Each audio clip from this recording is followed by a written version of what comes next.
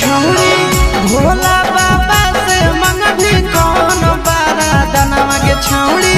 भोला बाबा से मंगभी कौन बारा दनवा छौड़ा भोला बाबा से मंगबै डीजे बजावे वाला सजनवा छौड़ा भोला बाबा से मंगबै डीजे बजावे वाला सजनवा छौड़ी भोला बाबा से मंगभी कौन बारा दनवा के छौड़ी भोला बाबा से मंगभी कौन बारा दनवा छौड़ा भोला बाबा से मंगबै डीजे बजावे वाला सजनवा छौड़ा भोला बाबा से मंगबै डीजे बजावे वाला सजनवा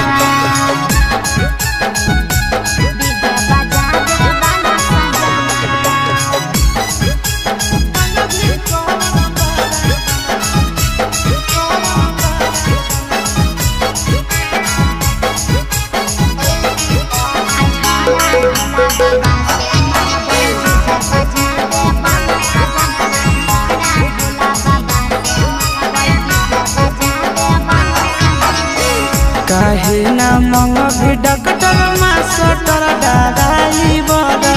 डीजे बजतै सब दिन रहतै बलमुआ घर बुझली रे आहे गे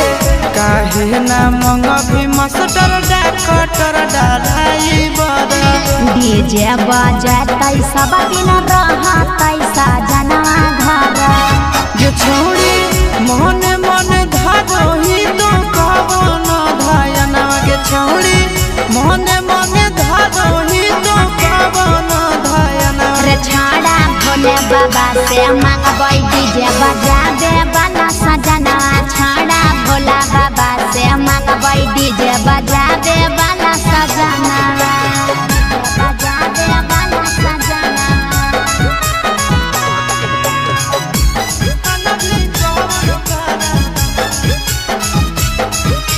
डीजे बजावे वाला सजनवा